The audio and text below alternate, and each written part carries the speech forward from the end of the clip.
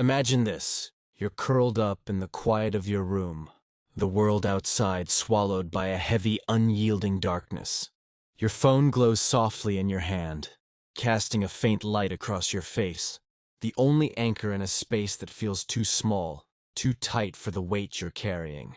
You're scrolling, not just for distraction, but for something deeper. Something to ease the ache in your chest, to hush the storm raging in your mind. You're searching for a sign, a whisper, a thread of hope that says, you're not alone, you're not broken, you can keep going. Your fingers pause and you land here. Welcome to English Tales for Learners, a haven where words aren't just tools for communication, but lifelines woven with care. This isn't about memorizing verbs or mastering tenses. This is about finding light in the shadows, about sparking a flame in the suffocating dark. Because I see you. I know how life can feel like a boulder pressing down on your shoulders. I know how tension creeps in, not with a loud crash, but with a silent, relentless grip. It steals your breath, your peace, your clarity. I know the weight of unspoken fears, the pressure of expectations, yours, theirs, the world's.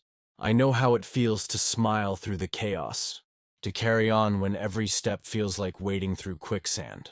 But today, we're not running from that tension. We're not hiding from it. We're not pretending it doesn't exist.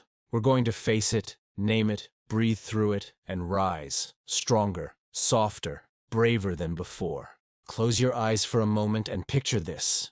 Not your story, not mine, but a scene so familiar it cuts like a knife. A boy, barely out of his teens, sits on the edge of his bed at 3 a.m. The world outside is still, asleep, but inside his head, it's a hurricane. His heart pounds, not from the hum of the city, nor the creak of the house, but from the noise within, a cacophony of worries that refuse to quiet. He's thinking about the bills stacked on the kitchen counter, their numbers glaring like accusations. He's replaying the job interview where his words tripped over themselves. He fumbled and froze, certain he's ruined his chance. He's carrying the weight of his family's expectations, their proud smiles hiding questions he can't answer, dreams he's not sure he can chase. He's thinking about the friend who drifted away, the promises he made to himself that he's broken, the fear that maybe he's not enough, not smart enough, not strong enough, not worthy enough. His breath is shallow, sharp, like the air itself is too heavy to pull in. His chest tightens, his thoughts a labyrinth of thorns, each one pricking deeper than the last. No one sees it. No one hears the silent scream echoing in his mind. But you know that feeling, don't you? That moment when the world feels like it's closing in, when the weight of everything threatens to crush you. Or maybe it's a girl, alone in a dimly lit corner of her apartment, her knees pulled tight to her chest. The clock ticks past midnight, but sleep is a stranger. Tears trace silent paths down her cheeks, each one a quiet confession of the pain she hides. She's thinking about the fight with her mother, the words that spilled out like poison, words she can't take back. She's thinking about the exam she failed, the grades that mock her effort, the future slipping through her fingers like sand. She's thinking about the mask she wears in public, the bright smile, the easy laugh, while inside, she's crumbling, terrified that someone will see the cracks. She's carrying it all alone, the doubts, the fears, the dreams she's too scared to speak aloud. And maybe that's you. Maybe you're the one sitting in the dark, wondering if anyone notices, if anyone cares. Maybe you're the one whose heart feels like it's breaking, under the weight of things no one else can see, things no one else would understand even if you tried to explain. Because tension doesn't come with a warning siren. It doesn't announce itself with flashing lights or a dramatic flourish. It's quiet, insidious, a thief that steals your peace one moment at a time. It's the knot in your stomach when you wake up, the tightness in your throat when you try to speak, the voice in your head that whispers, "You're not enough." It's the heaviness that makes every step feel like a battle, every breath a choice. It's the moment you realize you're holding your breath, waiting for something to break. Maybe the world, maybe you. It's the invisible chains that wrap around your chest, your mind, your soul, pulling tighter with every worry you try to push away. But here's the truth they don't tell you. Tension isn't a monster. It's not a villain to be fought or a curse to be feared. It's a message. It's your heart, your mind, your body crying out, saying you're carrying too much alone. It's a signal that something needs to shift, something needs to be released, something needs to be seen.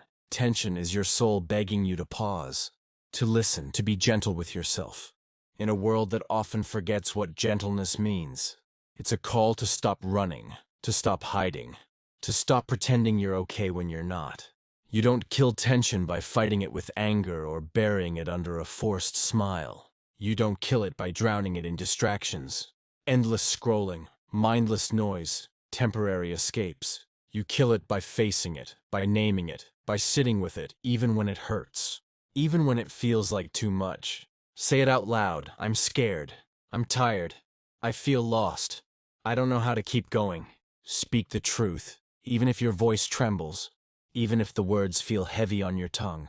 Because the moment you name it, it loses its power to control you. The moment you acknowledge it, you take the first step toward freedom. And then take one breath, just one. Feel the air fill your lungs, slow and deliberate, like a quiet rebellion against the chaos. Hold it for a moment, not to control it, but to remind yourself you're still here, still alive, still capable of feeling. Exhale and let the weight of that single moment slip away. Because here's the secret they don't tell you. Peace doesn't come like a tidal wave, sweeping away all your fears in one grand, cinematic moment. Peace comes in fragments, in fleeting seconds, in small, stubborn victories. It comes in the choice to pause instead of panic, to walk when your mind screams to run, to rest when your heart feels too heavy to carry. It comes in the grace you give yourself when you stumble, when you break, when you cry for the 100th time, and still find the strength to stand again.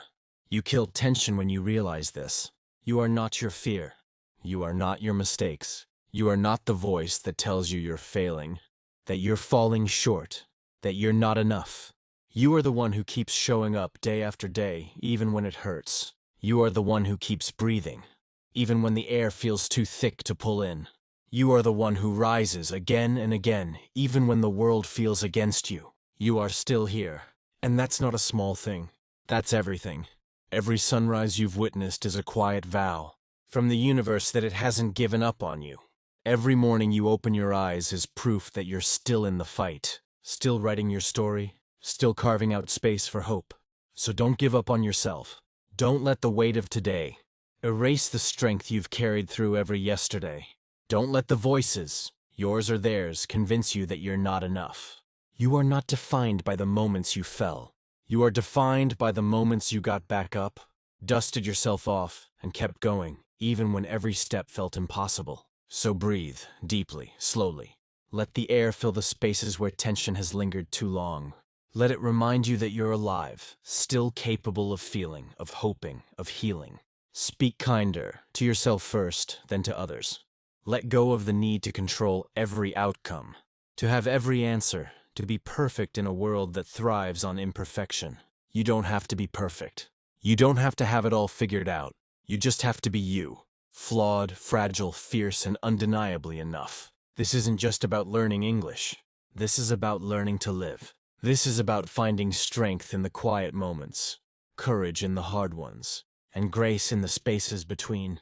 This is about your journey, the messy, beautiful, painful, triumphant journey of being human.